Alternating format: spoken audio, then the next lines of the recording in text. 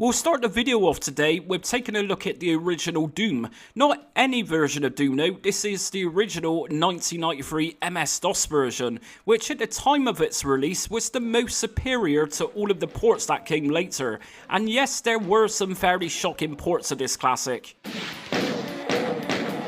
The obvious digitized sprites that you will see very clearly in most games which use the technology are an absolute dead giveaway. But did you actually know that apart from being a 3D world using a brand new engine, ID Software actually incorporated 2D digital images inside of the game itself? Many enemies were actually sculptured models originally, a mixture of some being crafted out of clay, while other models were built using a combination of latex and metal, latex being used to give a skin-like look.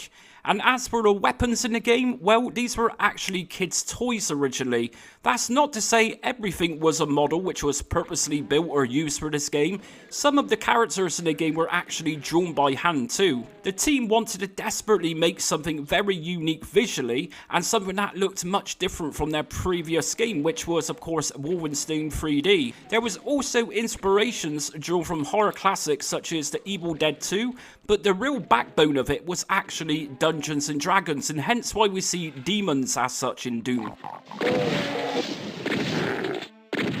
It was a case of using stop motion photography in which the developer has shot between 5 to 8 angles of each model and then used a purposely built program created by John Cormack, one of the team's developers, in which the images of the models were then converted into characters, and by incorporating several of these images per enemy character, we can see an almost 2.5D look when rotating around enemies and objects within the game. Each tiny bit of movement around something, you'll notice that it almost follows you but stays completely static.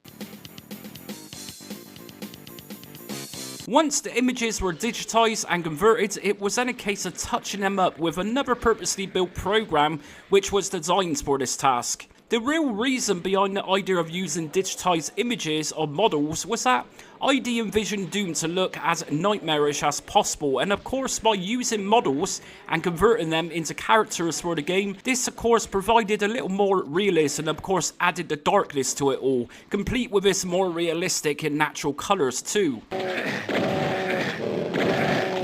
Next time you play Doom Classic, and if you wasn't aware of all this, you might appreciate it a little more. Can you honestly imagine the hours of work put into this game?